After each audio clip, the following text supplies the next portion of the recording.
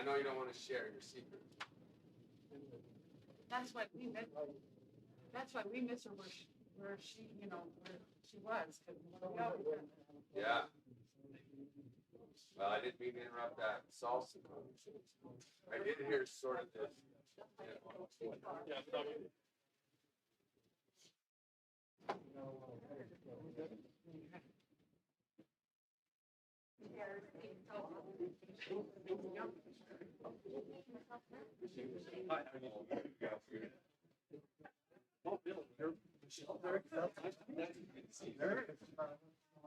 Very good. Good deal. That was fun.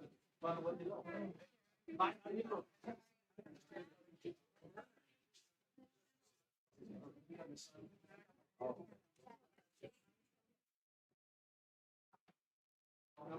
Yeah, You did a great job. It's awesome. Yeah.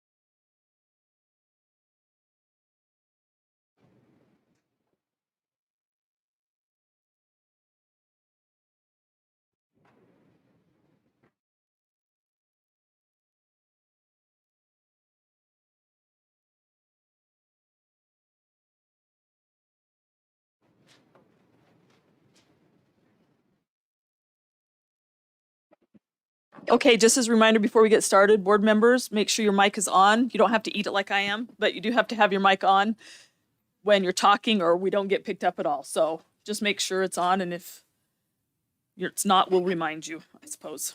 So I'm just going to call this meeting to order. My name's Julie Taylor. I'm the president of whatever this is, the Box Elder School Board right now. My mind all of a sudden, I just went blank. What am I? I don't know what I am. Whew, tired. That's what I am. We've just had a great work session where we invited our legislators to talk about kind of some of our legislative priorities for this upcoming legislative session. And we're really appreciative of them taking the time to meet with us. We are going to get started. Let me see if I get this right. So we're going to start with a reverence by Gary Allen, our assistant superintendent. And then Karen Cronin, our board member, is going to lead us in the Pledge of Allegiance. And then Wade Hyde will do our recognitions.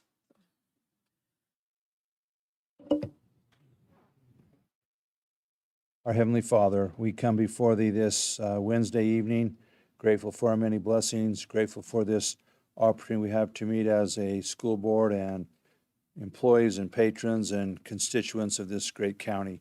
We pray as we are here this evening that we would discuss the issues that will help our students learn, to help them be better people, and that we would be unified and support each of the decisions that are made, and that we would move forward with their learning in mind. We're grateful for this favorable circumstances which we meet, for this building, for the freedoms that we enjoy, and pray that we will always not take these for granted. These blessings we ask in the name of Thy Son, Jesus Christ. Amen.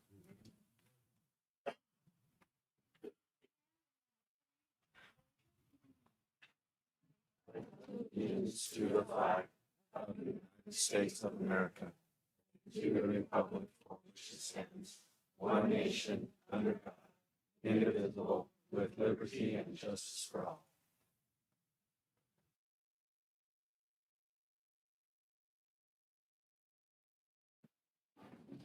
Good evening, everyone. We'll begin our recognitions tonight. Principal Melissa Morris, and I know Melissa's here, right here, and Melissa is our principal of our Western schools. And we have 3 individuals that she'd like to recognize tonight. First of all, we will start with Stephen Eddington. Is Stephen here? Okay, anyway. This is what Principal Morris, she emailed this information to the Box Elder Board of Education, expressing her appreciation for the hard work and dedication that Stephen Eddington brings to Snowville School. This is what Principal Morris said. Mr. Eddington went above and beyond as a parent, community member, and police officer in preparing for our annual Snowville Turkey Trot. I was having a difficult time getting assistance on shutting down the road for safety purposes. When I spoke to Mr. Eddington about the situation, he gave me phone numbers and assistance. I then had to follow up with Mr. Eddington due to another dead end. Mr. Eddington went above and beyond once again and offered to come into work early to take care of the road closure himself. With the assistance of the local fire department, I am so grateful for his help, assistance, and support to keep our students safe and make my life easier. Thank you, Mr. Eddington. So that's great.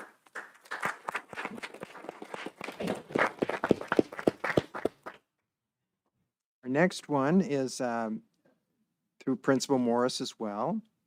And this is for Tiffany Eddington. Are they related? No, they are related. Okay, okay. Are they husband and wife? Okay, that's what I thought. So I just thought I would ask. Principal Morris said that I appreciate Tiffany Eddington for going above and beyond the responsibility of her job. When there is a need, she steps up to fill that need. She takes on tasks that are not a part of her job, and they are not always pleasant tasks to do. Tiffany makes sure that students are taken care of properly and not let down. She is a great example of being positive and communicating effectively. I appreciate that Tiffany is willing to visit with me and work through issues when they arise. I am so glad she is a part of our Park Valley team. So we would like to congratulate Tiffany and express our thanks for the great job that she does as well.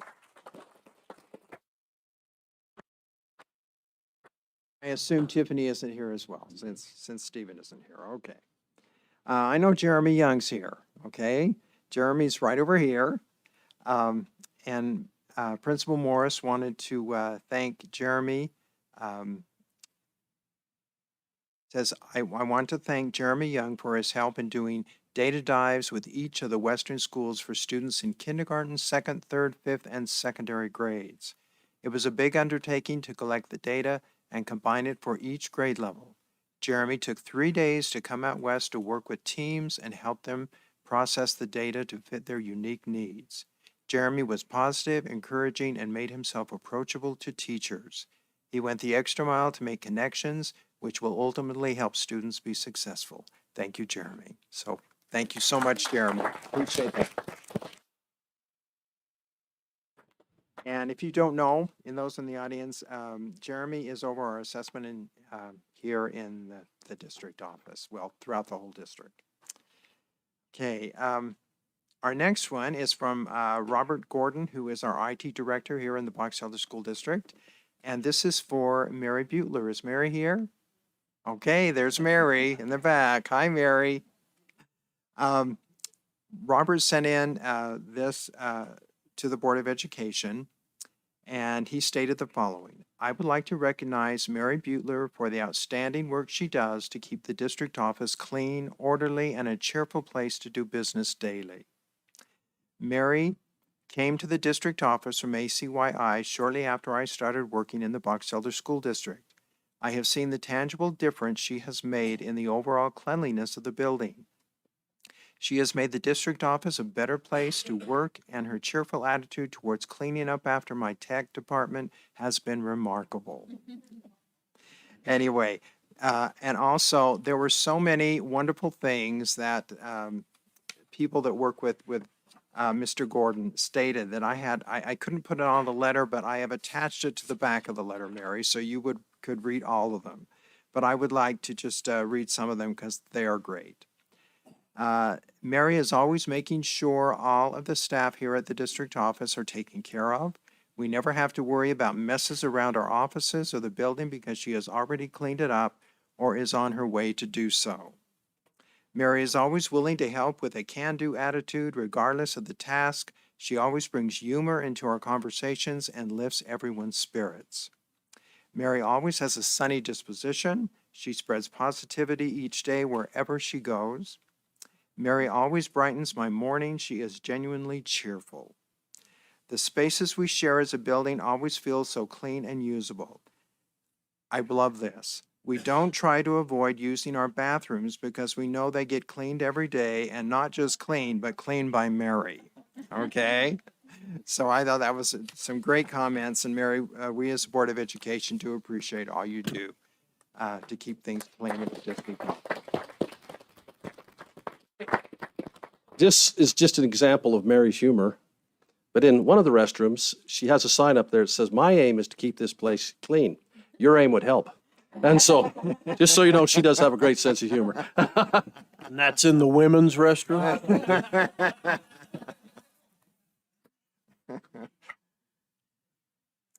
Okay, now we would like to recognize a number of individuals that received their STEM endorsement this past year. Say congratulations on earning your STEM endorsement this past year. Your hard work and dedication is greatly appreciated by the Box Elder Board of Education.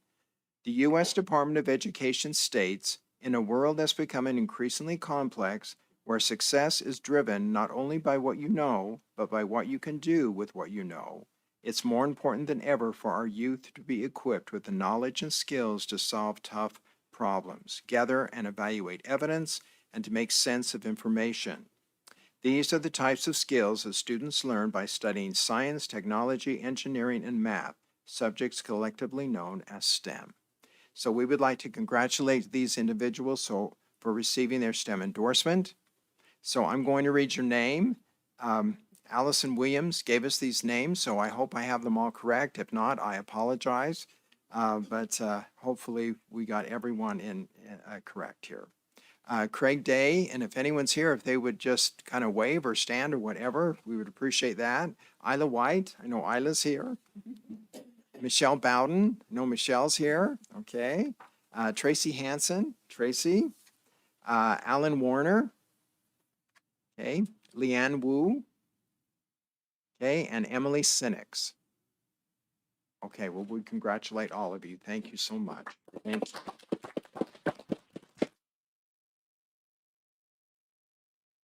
And last but not least, we'd like to recognize a really great guy. He has been a part of our Board of Education for this past year, and that is Clyde Wogelmuth. Clyde is just such a great guy, and I just want to read this. We have a card and a little a gift here for Clyde because he's going to be leaving us here, but we want him to know how much we appreciate him. But dear Clyde, we as a board want you to know how much we have enjoyed working with you this past year. Thanks for sharing your thoughts and insights on education through meetings, texts, and emails. Your happy attitude and positive personality has been an inspiration to all of us. Wishing you the very best in your future endeavors. Thanks again for being a special part of our school board team. So we appreciate Clyde. Thank you so much, Clyde.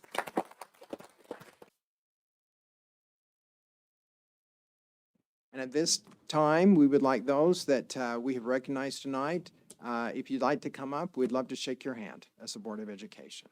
Okay? Yeah, start up here. That'd be great. Oh, yeah.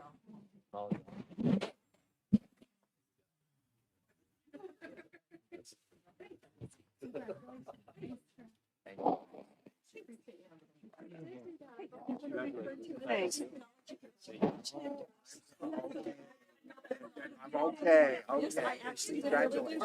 Thank you. Thanks, Kevin.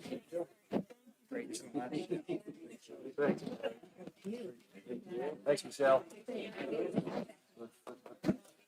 Steve was right.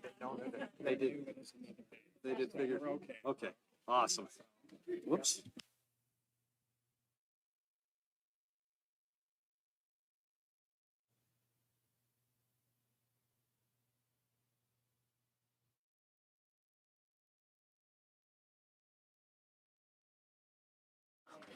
Thank you so much for being here. You're more than welcome to stay for the rest of our meeting, but we also know you don't have to stay if you want. But we really do appreciate you coming and being able to recognize you. And thanks for the good work that you're doing and extra efforts you're making on behalf of our district. All right, let's move on to our agenda items. We first need an approval of the agenda. I move we approve the agenda. I'll second that. So we have a motion by Brian Smith and a second by Connie Archibald to approve the agenda. We're going to start down at Karen this time, and we're just going to kind of go in order. So just say Brian Smith, yes. Julie Taylor, yes. Tiffany Summers, yes. Connie Archibald, yes. Clyde Wolgamuth, yes.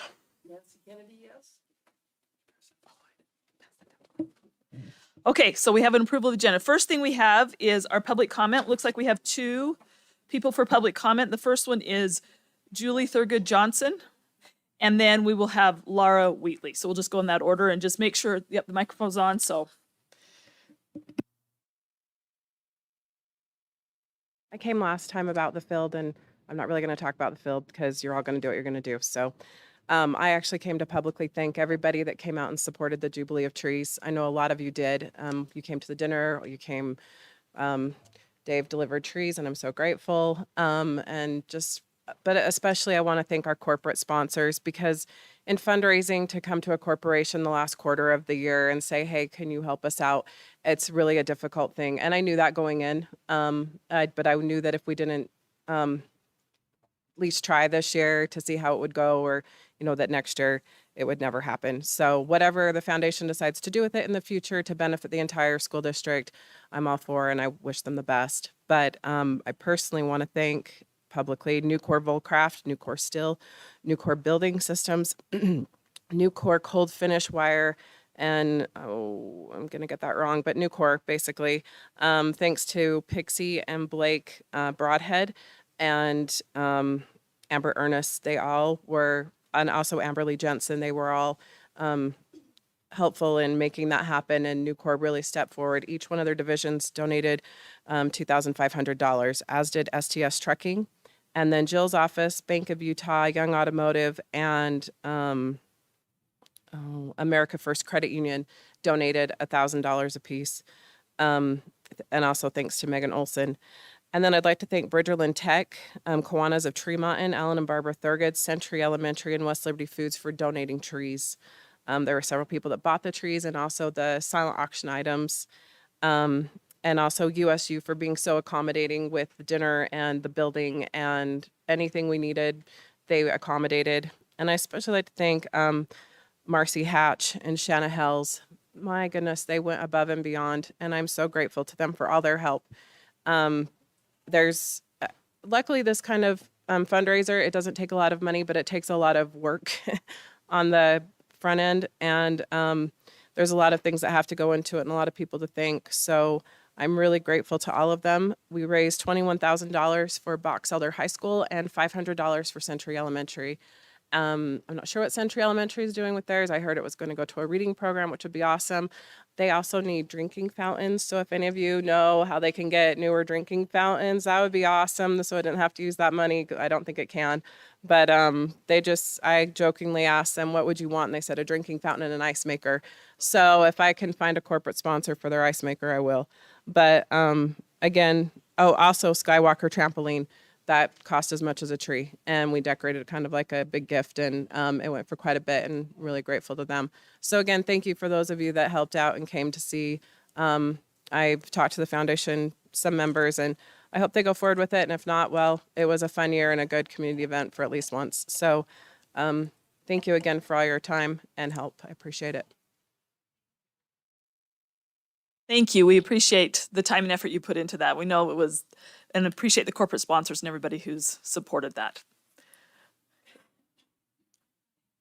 I am just the new Region 1 PTA director, and that includes all of Box Elder County schools.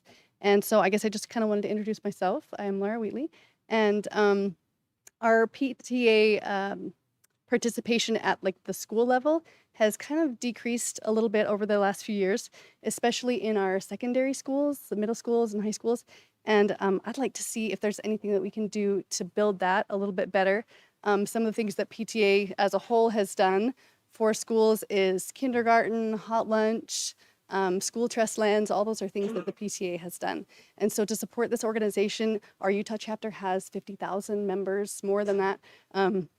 That's where we're hanging out right now. So I just wanted to welcome ways that we could communicate better as a district and a PTA, so we can just share information better with parents about resources that are available to them. I know that there's so many things that you guys do that get unnoticed by so many parents that if we can work together as a district a little bit better, maybe, and as a PTA organization and as a district, maybe we can, I don't know, support our community in ways that maybe we haven't been able to in the last several years. So anyway, just wanted to let you know that.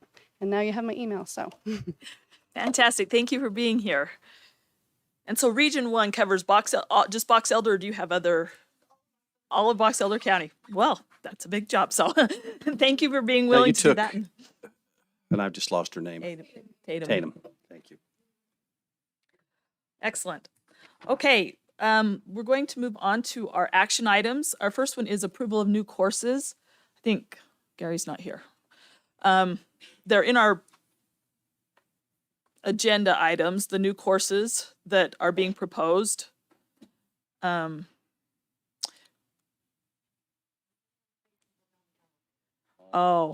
do we want to come back to that one? Should we do the other one? Okay, so we'll go to the second one, come back to that. School calendar, Mr. Meekum. Light is on, Mr. Gordon. First time in 3 months. So our calendar is almost identical from last year. We start after the fair. We'll have a few days at the end of August. We have a trimester break right at Thanksgiving. Our Christmas break's about this, our winter break's about the same time. Our fall break, spring break. The only thing we did is you'll see parent-teacher conferences have been rearranged.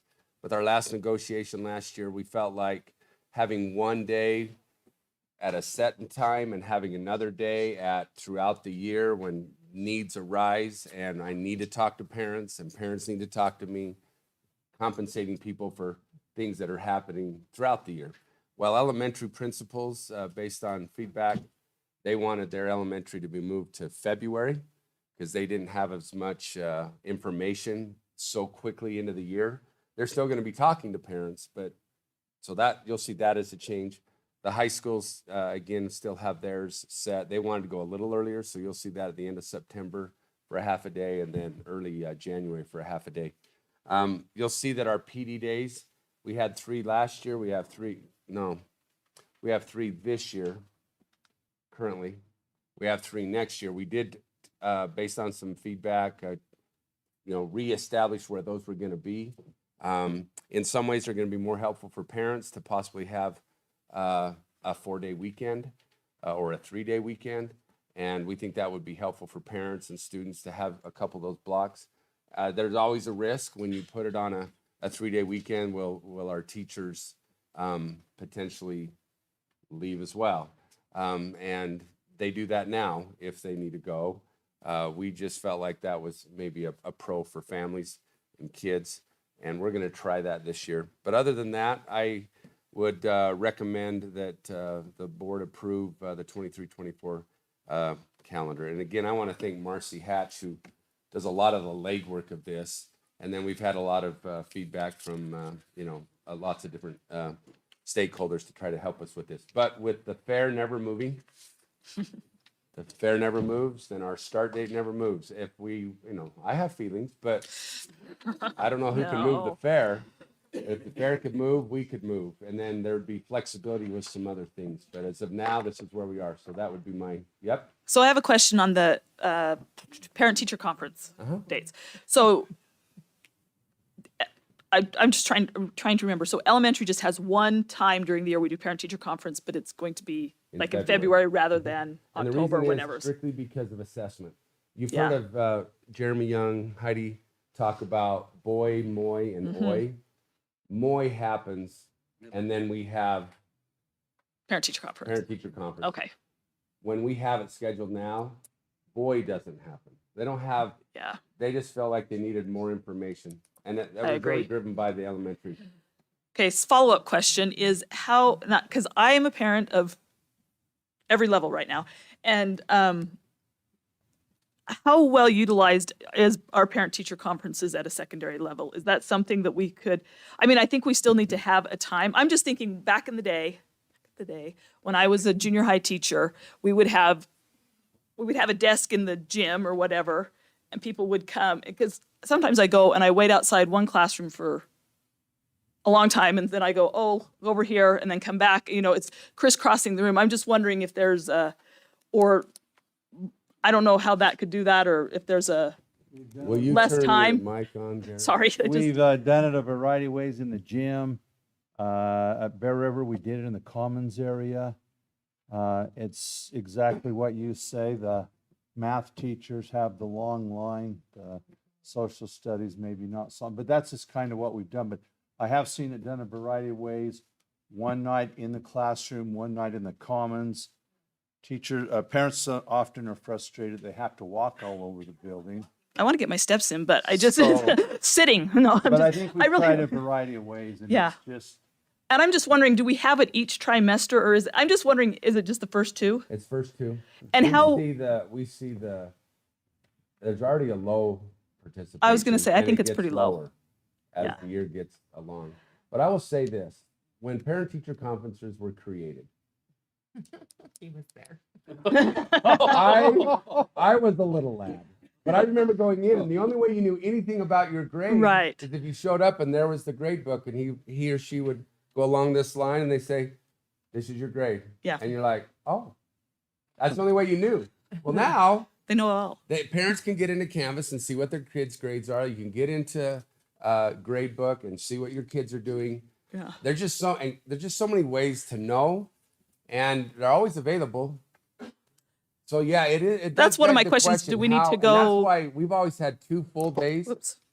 and then That's the no one. teachers came to us in negotiation and said, "Can we look to maybe tweak this? Let us have a continuous one where we can reach out as people have Yeah. shortfalls and questions, instead of saying you can only talk to me on October 12th." Right. And I was just wondering if are we moving that direct? Now, I think Now, elementary is I think different. they have a great model of you can actually sign up for a time, Yes. and secondary is a little more complicated because how many moving pieces that is. Oh, yeah. But at the end of the day, I'm just wondering if it's valuable still to have a secondary level parent-teacher conference, I guess is where. the question would be asked that there are some that it is very valuable. Is it valuable for all? I would say probably not. But it just depends. If it's your kid, it's valuable. I go just so I can meet my kids' teachers because I don't know them all. So if any of you have my kids. Yeah.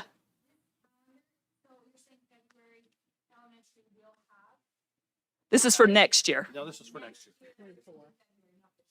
23, 24. It happened in October, and there's not one in February. After some feedback, they said, "Can we flip it?" Okay. I All right. That helps me. Thank you. Nancy? Microphone, please. My voice is bad anyway.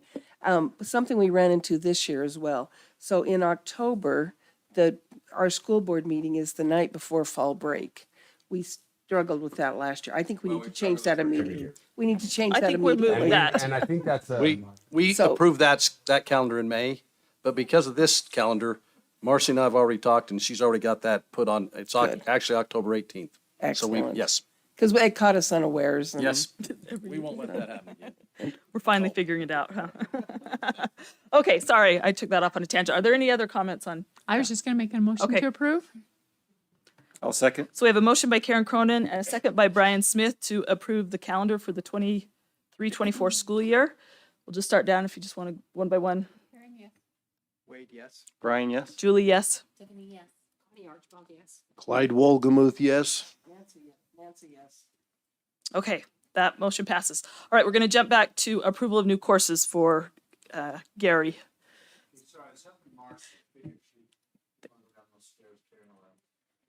Thank you for helping her. You've been given course recommendations for next year. There are three that I would recommend that for your consideration. One is concurrent enrollment, Weber State 1120 medical case studies, 3D animation, 2, and yoga. And all of the three of those are at Bear River High. The concurrent enrollment is at Box Elder and Bear River.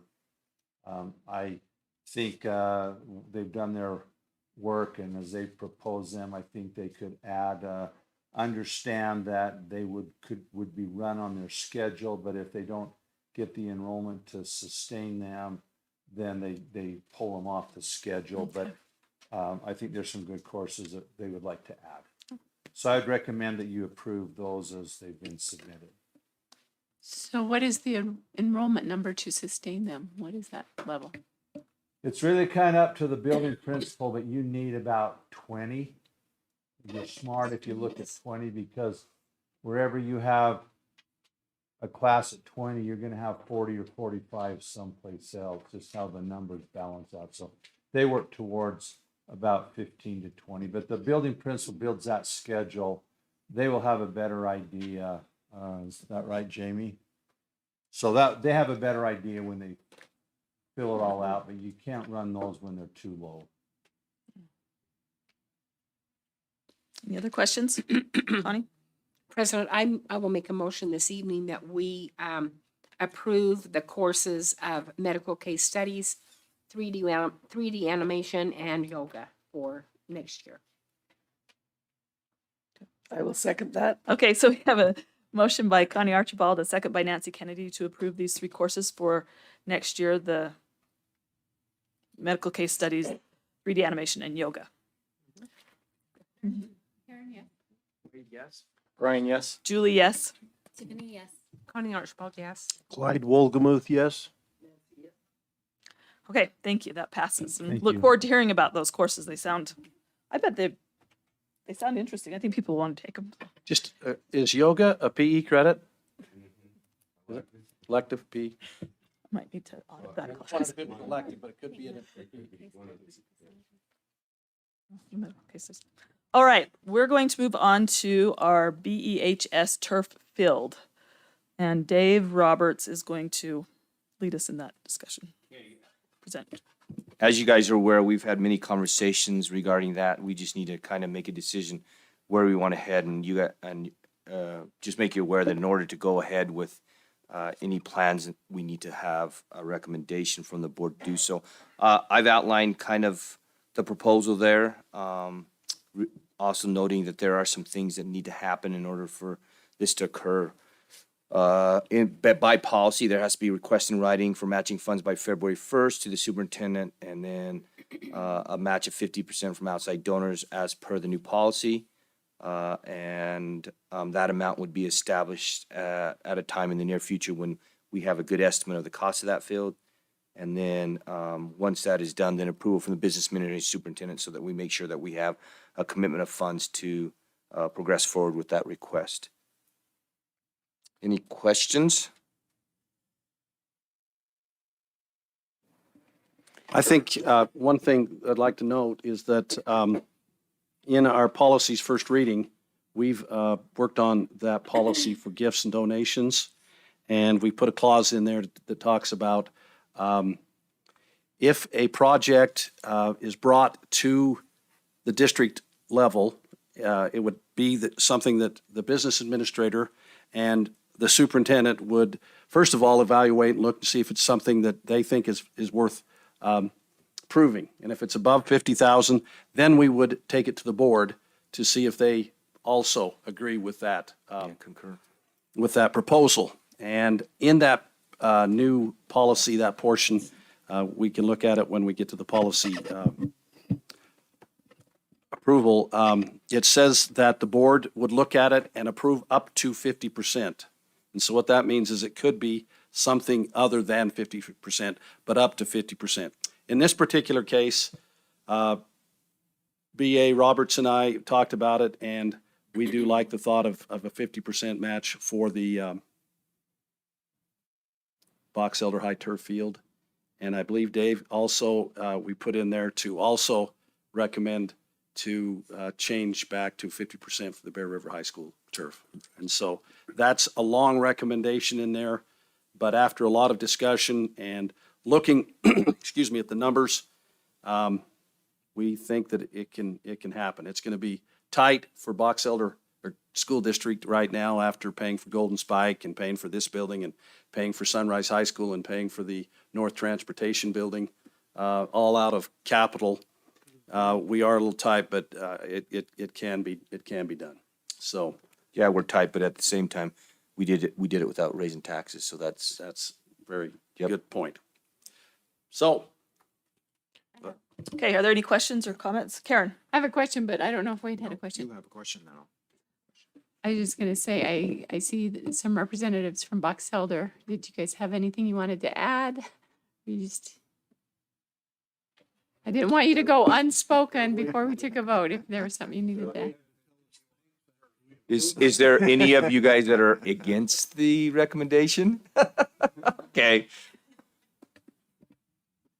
I'd like to make the motion. Oh, I just have a quick Unless there's more question first, questions. Clyde, just to, now I know that we're doing the 50-50, which personally I think is great.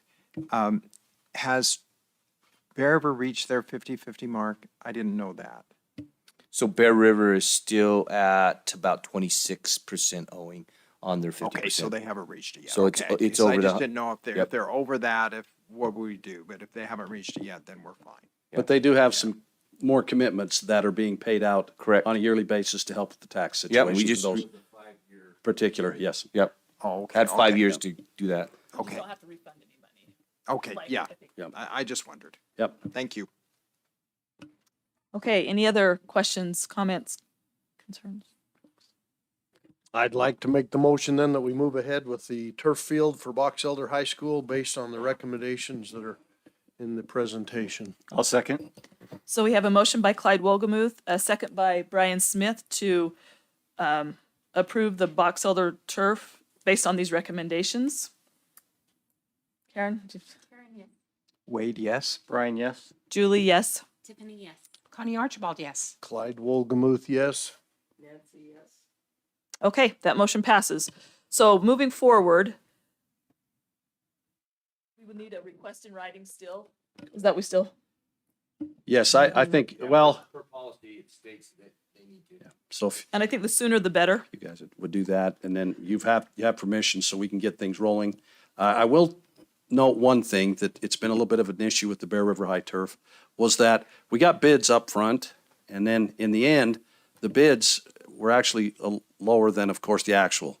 And so what Mr. Roberts and I discussed was possibly coming in with a bid and having a 5% contingency in there, just so that we make sure that we know numbers and there's goals to shoot at for, the outside entities that are helping out with this. And per Julie's presentation today, we have the first $20,000 put towards that goal. So it is on, it's on its way, I guess. So I have a follow-up question. Go ahead, Karen. So do we need a commitment of donors for that amount before we match it? Or do we go ahead and go in good faith and hope that the donors come in later? I know with Bear River, they kind of had the commitment of donors up front. And I'm not saying there's one way or another. I'm just Yeah. trying to understand how it's going to work. You know what, that one, we learned a lot from that particular situation, and of course, they came to us with donors in hand, but it was during COVID, and we had a lot of Zoom, thank you, I couldn't think of the word, all I could think of was COVID. And we discussed that there, and so, but they had done the work, and I think with Clay's involvement in the community and a lot of people coming to him, he actually brought kind of the donors to us. And so I know Jesse, I'll just tell you, in his interview, he did talk about the ability to help with those types of things. And so I think as you present in writing what we've asked you to do, if you could have some kind of a plan outlined, that would be very helpful with this whole situation, if that helps. Karen, is that? I think that is a good point. Okay. Thank you. I'm excited about that. I think it's needed, and I think it'll be really good for everything at Box Elder. And so we've seen how Bear River's used theirs, and so we're learning, right? So thank you for supporting it. Thank you for working with those fundraisers and yeah, just I would just like to be kept in the loop about, like, I know that as soon as, I mean, I'm sure we'll get progress updates and like donors and things like that, but I know that time is, always a thing when you're talking about football season, right? So Well, and then there's a lot of other things too, but I will tell you that we will do, and I don't feel like I personally have done a very good job with this, but it will be Dave and I's responsibility per policy to do a very good job vetting these types of things as we go forward. That's great. And I personally think, I wish we weren't sitting here talking about this, because I think this should have been done when we did the tracks, but I wasn't here. And so I can't change the past, and it would have been cheaper, more efficient, and everything else. But that being said, as we go forward, if a project is brought to us that we can't afford, or if Dave or I or both of us don't think you probably won't even see it unless there's a groundswell of support that get to you in another way. So we're not going to bring every thing that comes along, just so you know. Well, I really appreciate putting it all in policy too. I think that was the big thing that we've learned, especially from going through this process, is we need to have a policy. And I think that you've done a good job of putting together a policy so we know how to move forward. So thank you for all those who've worked on that. And we don't want them to come to us with every little thing. We trust them to handle Yeah. those, so. Exactly. All right, great. Let's move on to our information items. First thing, Keith, Box Elder Yes, so, School District Volleyball. I have a couple people here. I have Jesse Roberts, who is the athletic director and administrator at Box Elder High, who can kind of share a little bit of information. We also have Janelyn Brown. She's the head volleyball coach, but she has a son who's an outstanding boys volleyball player.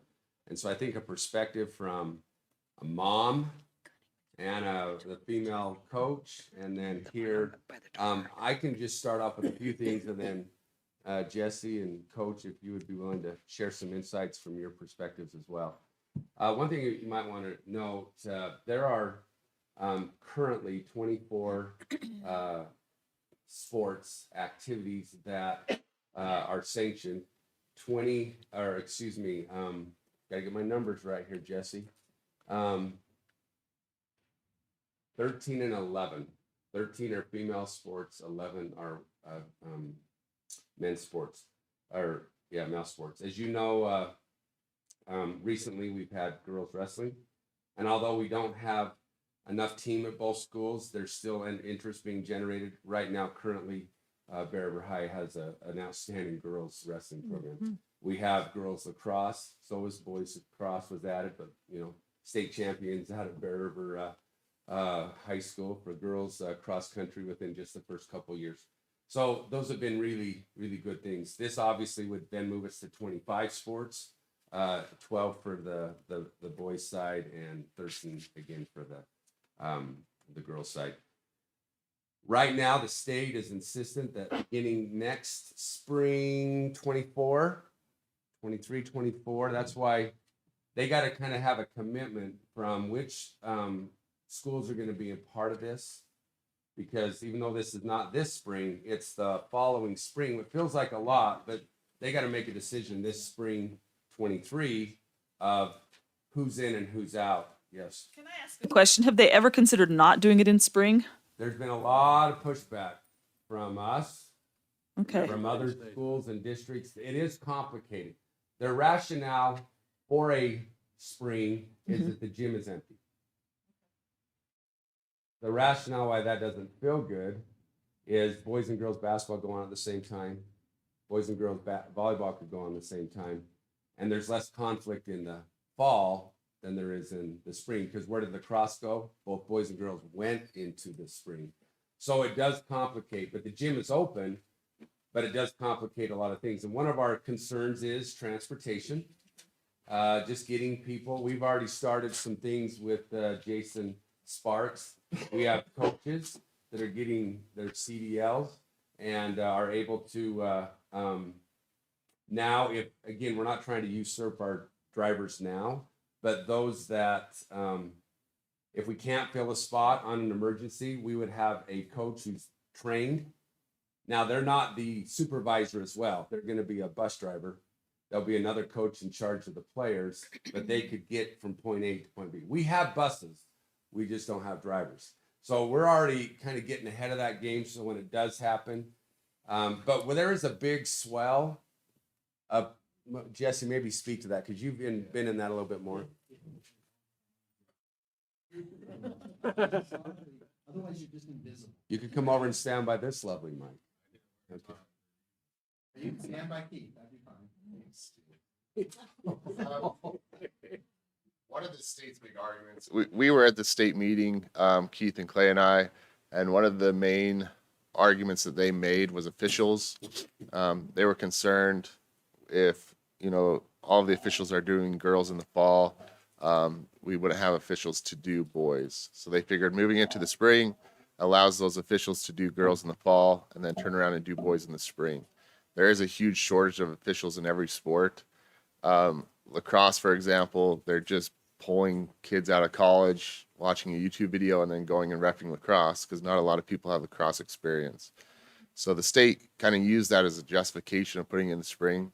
I, like Keith, we're opposed. We want the sport. We think it's a good thing, but we are definitely opposed to the spring. But if that's what the state's going to say, then that's what we're going to do, basically. Obviously, you have to have officials to run a sanctioned sport, or it just doesn't work. So if that's what they're going to say, that's what we're going to do, type of thing. We are trying, every avenue. I've been working with Jason and his assistants there at the transportation to get as many of my coaches CDL certified so they could drive their teams. I personally think that will save the district money to some extent of paying a driver all that extra time. I don't want to impact those drivers' extra pay, and we're only going to try to do that when necessary. But again, just trying different avenues. We do foresee this problem in the spring of this huge influx of sports, but also that's just kind of where we're at. So another concern, again, it's not a deal breaker, but coverage for administrators. It's starting to get a little thin in the springtime. And, what it may end up having is one administrator covering softball, baseball, soccer, lacrosse on a home night, walking around and always being, and then sending out a few that are, it's going to be complicated.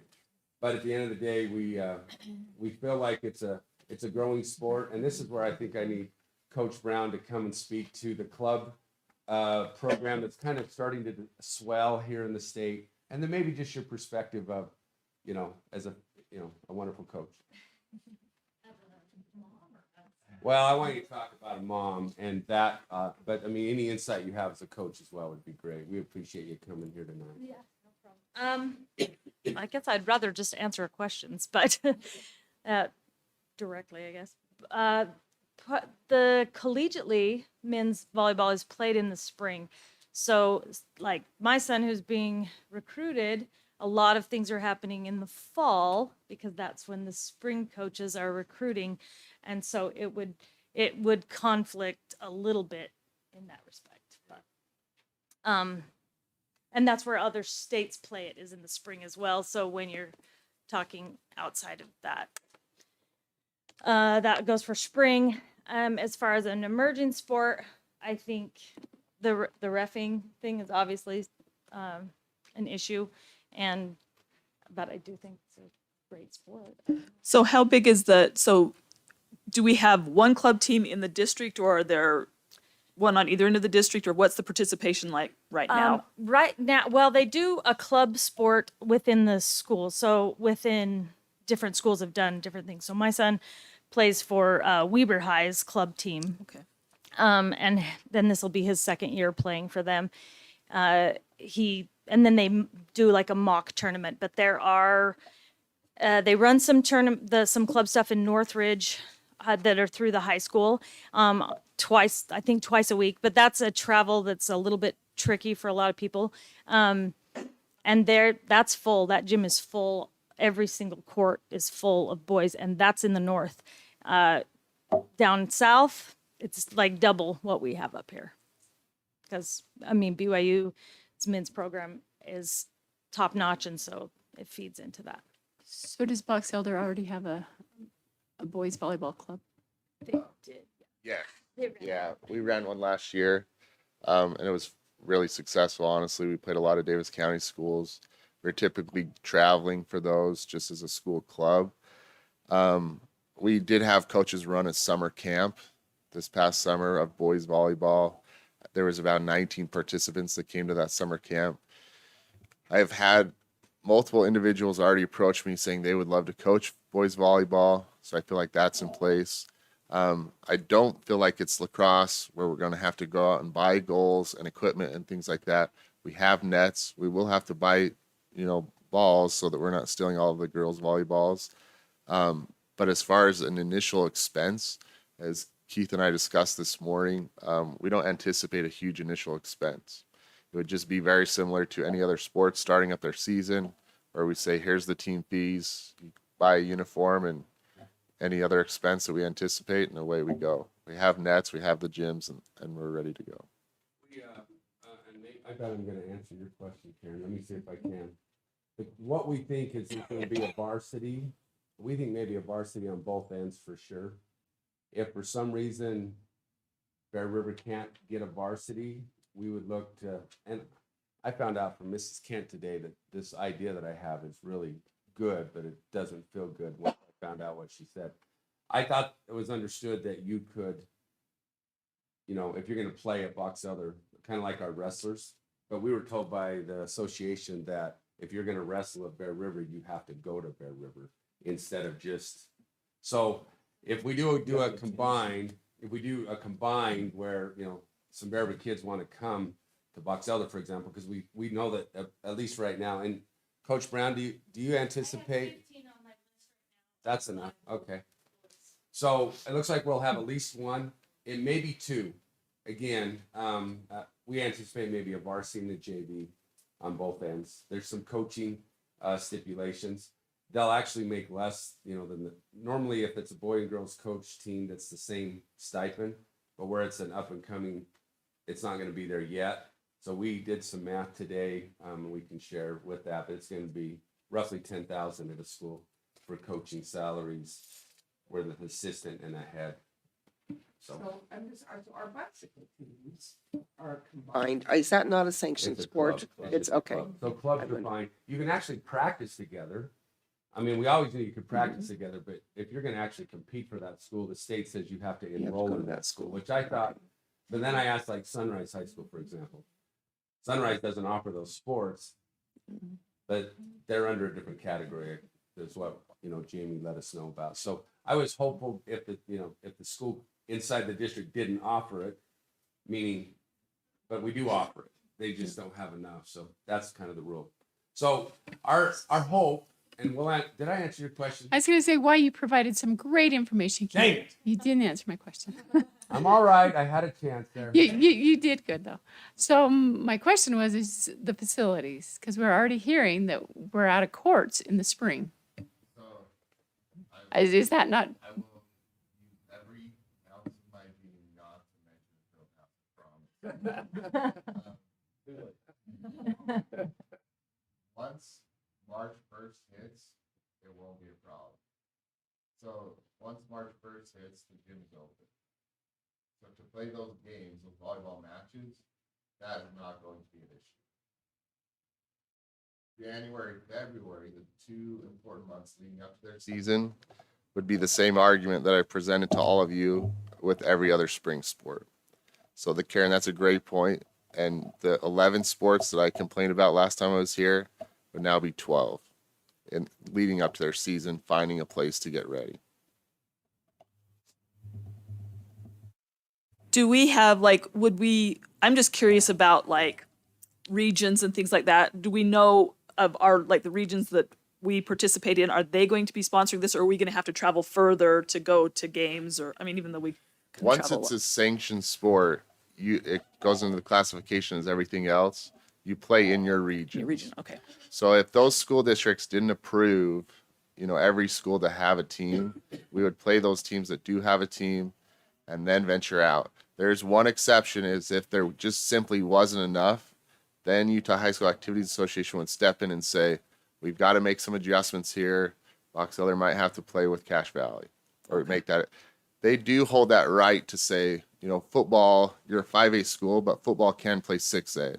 So they could do the same thing with volleyball. They could say, as this is an emerging sport, we're going to allow them to play 4A even though they're a 5A classification. Okay. That is a possibility. That's helpful. A similar thing is when wrestling started, not every school had it. So they kind of had these invitationals with each program just kind of gathering. And we're going to compete, and then we're going to go to another school and gather and compete. Have like a tournament. So early, this first year, it might be something like that. But I anticipate as it grows, pretty soon there'll be a 6A and a 5A and a 4A and things like that. Jamie? It was our region. Okay. Yeah. Have you heard anything from Cash?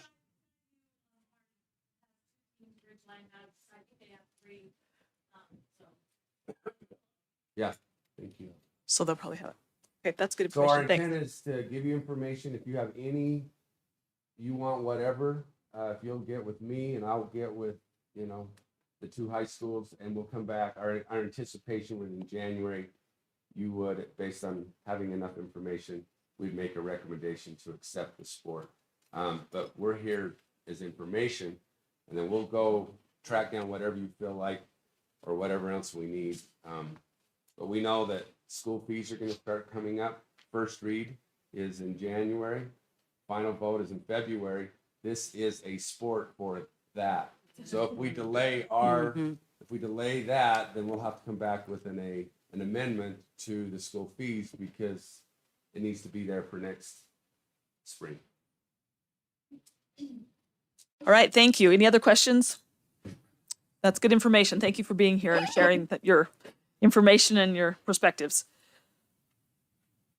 Okay, let's go to David Roberts, our monthly financial report. So thank you, President. The numbers look really good. Again, well, not again. So on the request of you guys, I did do some color coding. I appreciate that. Thank you. You're welcome. The green means it's good. The yellow means it's something we need to watch. As you can tell, investment earnings, because of the interest rates, we are doing better than we had at this time last year. Some of the other ones have to do, like for federal under revenue, the percentage there, that's because we still are working on a lot of reimbursements from grants and things like that, but we should be having a huge amount come through in the next couple months. The next one that's kind of highlighted is the other, and then again, so this is the question I have on line 48. I have that one highlighted. That is for all the dues for the associations that the principals associate with, superintendent, all that. Once I've highlighted it, do you guys want me to highlight it again if it's still at that same percentage? For like in December, do you want me to, when December's month end is done in January, do you want me to still have line 48 highlighted because it's at 107%? Most of these dues, I'm assuming, are yearly dues. Yes, and so So they've it's already probably- all been paid up front. And so that's why we've Okay. already, at this point of our budget, even though we're, at 40% of our budget, we're at 107% in this item. Do you want me to highlight it every month or keep it highlighted, or you just want it highlighted once and then not highlight it again? I don't see why we need to keep hearing it That's over and over kind of once what- we've seen it once. Yep. Yeah. Okay, Unless it's become a problem. correct, unless it's ongoing. If it's changed. Yep. Yeah. Okay. The other one I want to bring to your attention is line 83, which is fuel under transportation. That we are currently running under budget right now. However, that's kind of there's a caveat to that. We had a $88,000 credit with our fuel account because they overcharged us last year. So in all reality, we are running more at a higher percentage of our usage right now at this point of year, time of year than we were last year at this same time, if you take that credit back into that calculation. So I'm just letting you guys be aware of that. But the reason we are at that percentage versus last year is because of the credit that we had in our account. As well as the fuel hadn't gone to 5 or Mm. 6 until January, February. So we're still in that honeymoon stage, I think. So A it's lot of not, that. it's not from increased miles or, Nope. it's, okay. No, we'd be over 200,000 at this point if, without those credits. $200,000. So other than that, any other questions you guys have?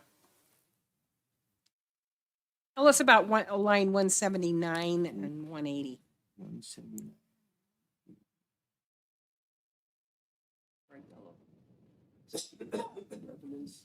Oh, so, yeah, great. Thank you, Connie.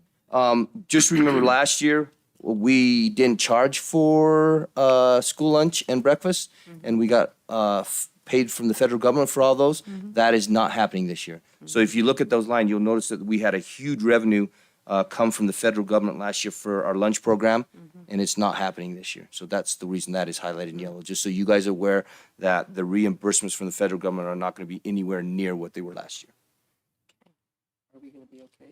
Yes, we'll be fine. Yeah, we'll be absolutely fine. As long as kids pay for their lunch. Yeah. Maybe I should. And I will make you guys aware right now, we are about $22,000 in unpaid balances. School lunches. Yes. And we've sent letters out, we've called, we've sent texts. Principals have sent out things through Peach Jar. I don't know what the mode is out there as far as the perspective and attitude, but we're not getting a huge response to those negative balances. Wow. Did they just assume because we covered it before, they'll be fine? I think some of them have that attitude. I think others, to be honest with you, I think others just know that we're not going to go after them. And so I think they just take it as an optional payment if they want. So you don't. Well, you can, but it's pretty gross. When I was at Boxville Middle School, we had some anonymous donors come in and just said, we're just going to pay that off. Yep. That happens frequently at different schools, and that generosity and kindness, I hope it's not being expected. Yeah. And that's kind of the feeling down among our coordinators down in the school lunch program is it's almost like there's an expectation, well, if I don't pay it, somebody will for me. Well, what I'd hope too is, we went through COVID where no one had to pay. So we got to go through an adjustment. So I'd hope, okay, a year of adjustment, and then people will be back into it, I hope. Okay. Thank you. Are there any other questions? All right. Now we need to move on to the audit report. Okay, you. thank you. Is Connie and Clyde and Wade still awake? They had to meet earlier with the auditors at 4:30. I just want to make sure they were still awake from that meeting, which they are, so that's a good Are promise you there. saying that our auditors were really boring? No, or I it's been think a long day. I think it's just the material is really boring. Yeah. No, our auditors are actually great. So I've asked Matt and is it Trey? Yeah. Trey to come and present on this. I have the financials right here. I didn't know how many of you guys wanted a bed nights time reading book for you, but they're available. Yep.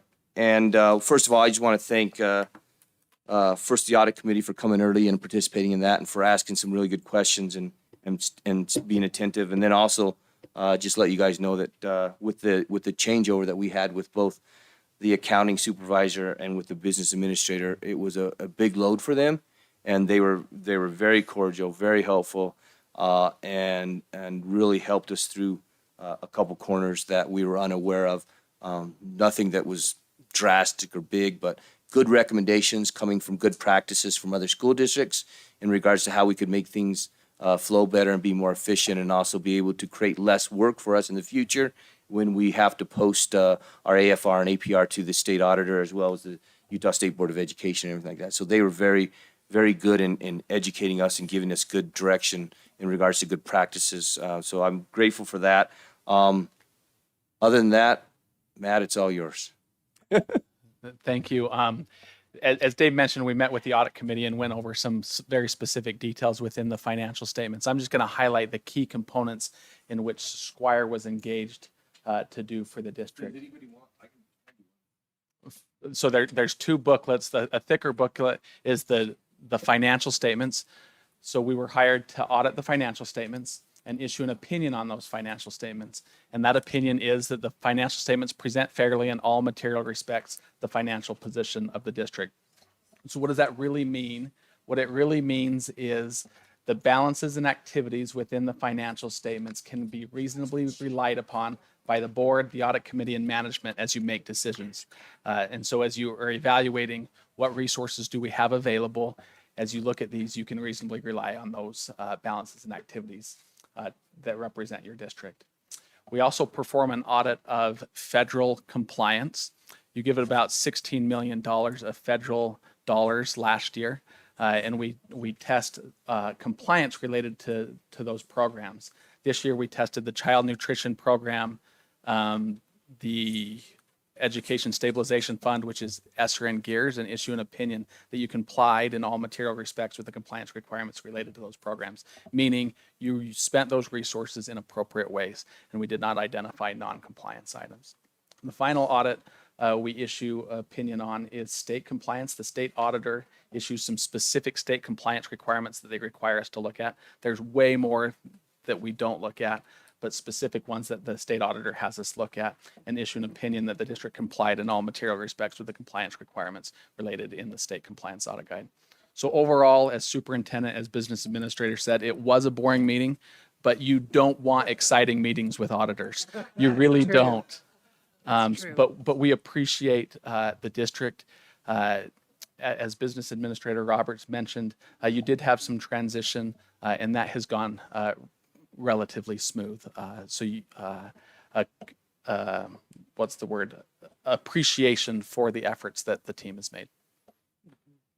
Any questions, please? Will you turn on your microphone? Page 29, I don't know which book it is, Be the thick one. the thick one. I just noticed it said that the property tax is collected and distributed by the Salt Lake County Treasurer. That's a typo. Box I'm Elder like, County Yeah. Treasurer. Why would Salt Lake County be collecting our taxes? That's a typo. Box Elder County. We'll- Especially when they want to rebuild West High School. We don't want them to have our tax dollars because they. Yeah, Okay. so Box Elder County Treasurer, we'll update that. Okay. So I've noticed we've only got 2 findings. I think that's good. Are those easily corrected? Are we in the right place? Yeah, so in the state compliance report, there's a couple. So the way I described it to the audit committee, you have things that keep you awake at night, things that probably should keep you awake at night, and things that shouldn't keep you awake at night. So these 2 items are items that shouldn't keep you awake at night. And so there was a budgetary compliance item and a school fees items that have effectively been resolved already, but we were required to include them in our report. So we talked about those in the audit committee, the specifics of those. Happy to talk about those, but those are items that we've classified as be aware of, but they shouldn't keep you awake at night. Excellent. Excellent. Go ahead. If I may, Matt I don't think you shared that here, but they do audit 19 other school districts in the state. And some bigger than us, probably up and down the Wasatch Front, correct? Yeah, so we audit 70% of the LEA funding in the state of Utah. So big districts and some very small. Daggett School District is the smallest one that we do too. And one of the things, this is my 21st or 22nd year of listening to audit reports in 3 different school districts. And when I first started, it made me a little bit nervous. Now I'm always very happy that you guys come in, because just so you know, they come in and they'll ask for random invoices. They do a really good job of checking to see if the tax dollars are being paid appropriately and there's not any type of illegal activity. I know they can't necessarily say that for certain, but I think you do enough checks that statistically, with all the random, you do a very good job doing that. And that always makes me feel very good because ultimately, one of the responsibilities of each superintendent throughout the state is they're the chief budget officer. I've always thought that should be on somebody else's shoulders, but it's not. And so I have to rely on a lot of people, and the board ultimately has to, feel good about what our business office does. And it's really nice to have an independent person group come in and audit our books to make sure we're doing what we're supposed to do. He thanked you. I think I did, didn't I? Yeah. Yes, That doesn't thank happen you. very often. Well, thank you for coming and sharing that with us. And the audit committee, thank you for being there an extra hour early and taking care of that. But it's nice to know that those things shouldn't keep us up at night. I'm pretty good at making everything keep me up at night, any little thing. So all in all, in a public meeting, what's our bottom? Did I see 140 something million on there? Is that our 134 million? How much revenue do we in a year's time? Sure. Because I'm not 100% sure if people really realize exactly how big of a situation you figure. 142.8? Yeah, 142, and that's spread across all your funds. Okay. And so that the general fund is 108.5. Capital projects fund is 12.5. Debt service is just under 3.5.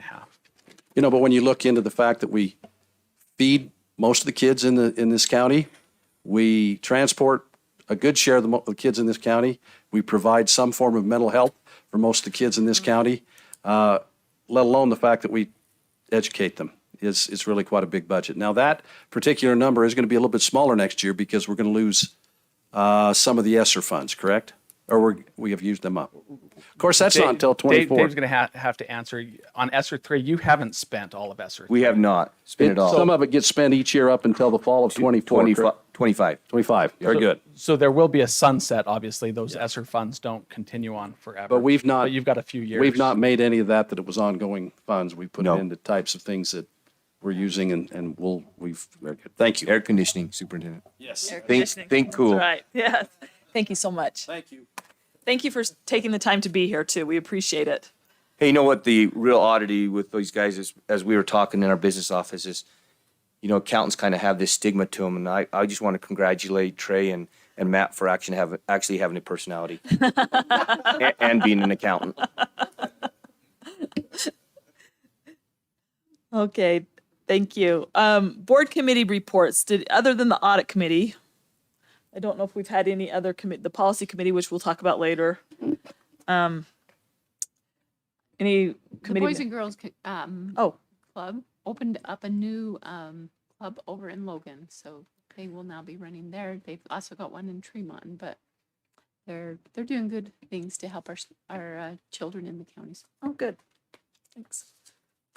And Michaela, do you have any? Yes, just a few things that I asked both of the schools. So Box Elder just is doing a Christmas assistance. So they're raising money for quarters for Christmas. And they're also having a carnival on Thursday to help raise a lot of money. And then Bear River is also having a fundraiser week this week. And they're raising money for a little boy named Lucas. And he has a nervous system disorder. And so they're raising money for him to either go to Disney World or get a hot tub. He doesn't know for sure yet. But they have a winter carnival tonight, actually, and a Christmas band concert just to help raise money. And they just asked everybody to help spread the word that both schools are doing fundraisers and just to help support these kids. Hey, President, just to make you Thank aware, you. Yes. that Success Funds app that we just initiated at the start of this year, that one activity for that boy, I think I approved that on either Friday or Monday. It already has $3,800 in it, and I think all of that except for 180 was electronic. Oh, wow. That's pretty cool. Thank you. Well, thank you for that report. And I was good to hear from you in the previous meeting and your experience of, I mean, I knew you boarded, I just didn't realize all the, you do a lot. So thank you. I was just thinking, like, if I was an 11th grader, I don't think I could have done that. That would have been difficult. So thanks. Yes. So I don't know what the number is, but if they at Bear River High School, if they raise a certain amount of money, my son has to get his head shaved. So I might be writing a check. Nice. Do they sell sunscreen in the fall, in the winter? Might need it. Yeah, Nick did the same. Oh, how can I get my son in on that? That's good. Thank you. We hope those fundraisers go well. Good work. All right, let's go to our policies. We have some that are reviewed with no change. Do we want to just? Make a I'll move we, motion. oh, yeah, go ahead. Make a motion, we approve the policies with no change. Second. So a motion to approve policies with no changes by Karen and a second by Brian. Karen, do you want to start our vote? I know. Karen, yes. Wade, yes. Brian, yes. Julie, yes. Tiffany, yes. Connie Archibald, yes. Clyde Wolgamuth, yes. Okay, so that passes with ones with no changes. Are there any questions on first readings? I really appreciate this gift donation. I just love that policy. I love that we have something, so thank you for working on that. So I have a question, not necessarily on the policy, but I was told that in the past, if somebody gave a donation through the foundation to one school, that the foundation matched that for the others, like the high school. Is that true? No. When they donate, it's just, the foundation's just a flow through, and so wherever they ask for it to go, it goes straight there. So if somebody, I had one of the high school administrators tell me that if somebody donates to one and says, this is for choir robes, and it's $20,000, then the foundation would match that for the other school, $20,000, and it's unmarked. Is that true or not true? Go ahead, Gary. Gary's our executive director for the foundation. So do you have your mic on? Sorry. I don't know if I want to. They're probably referring to a couple of years ago, we had a donor who came to Box Elder and was going to give a significant amount to the auditorium. And the discussion was that, and this donor always liked matching funds. He really pushed us on that. So when they made the commitment to the auditorium, it was felt by Rod at that time that we would try and help Bear River if they could find a donor to. So we just didn't give them the same amount. Bear River had to find a donor, say $30,000, and then the district matched the money, not the foundation. Now, if that's, so we tried to be fair on both schools in that situation. I think Gary's exactly right. That was district funds that matched, not foundation funds. They did, however, use the foundation as the flow through. And so does that make sense? I was just trying to Yeah, determine no. if that was factor for. Yeah, the foundation didn't match it, but the district did. But we do have a policy that said if something happens in one area that we try to be equitable in the other side or of the district. No.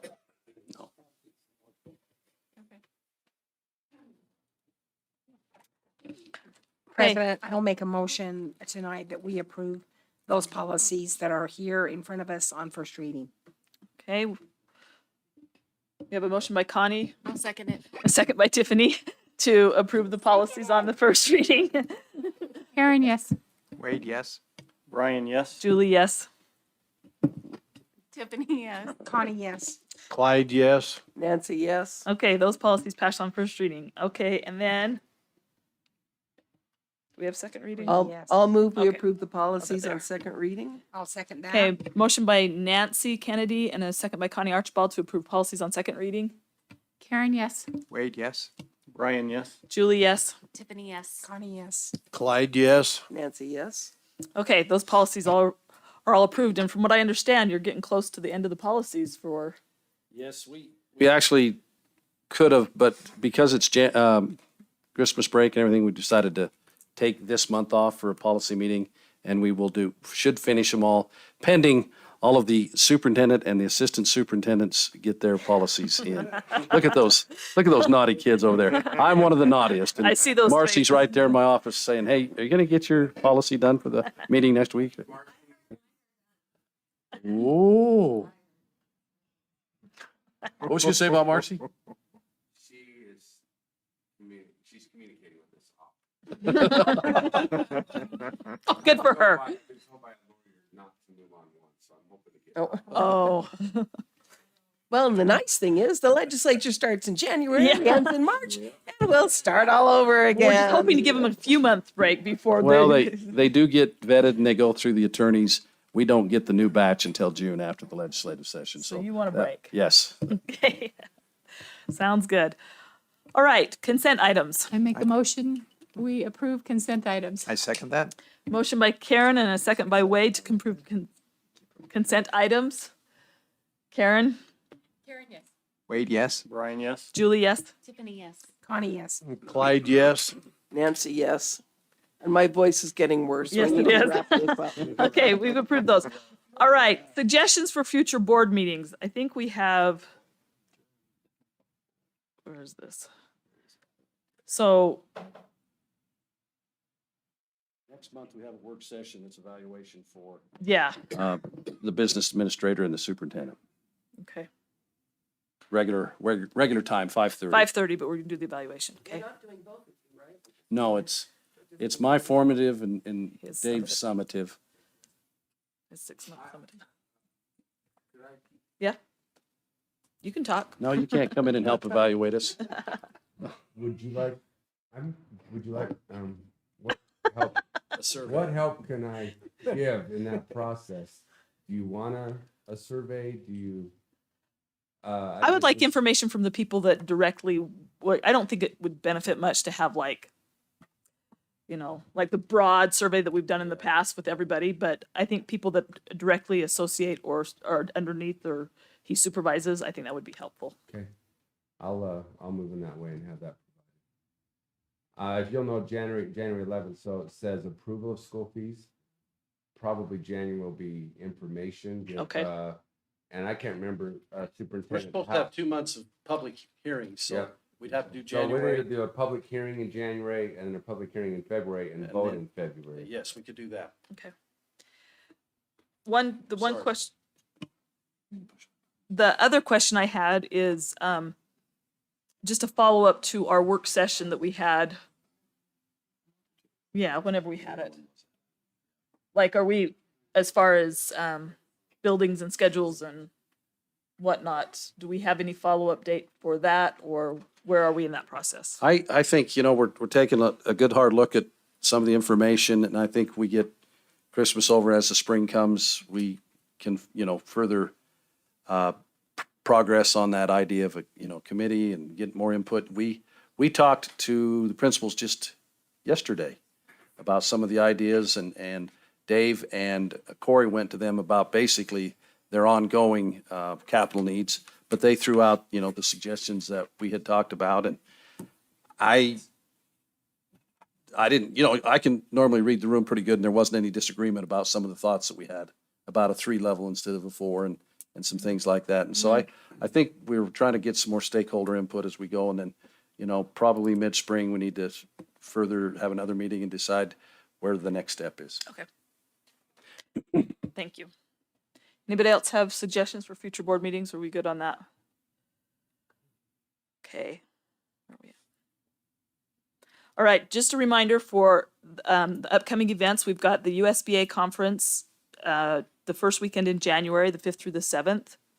So I think everybody's received the information about that, and Okay, we do have, and I'm not sure right now the time, but that evening on Thursday evening, there's the first keynote speaker that night. And so we're following the same pattern we've done in the past. We're going to meet a little early for dinner together, and then we'll go to that meeting. And it's Thursday night, all day Friday, and then Saturday, one or so is when it's done. And so I think everybody's been invited, and I think Marcy's been working on rooms. yeah. So, And we got the invitation from Zion's for the lunch. yes. So, Did you get?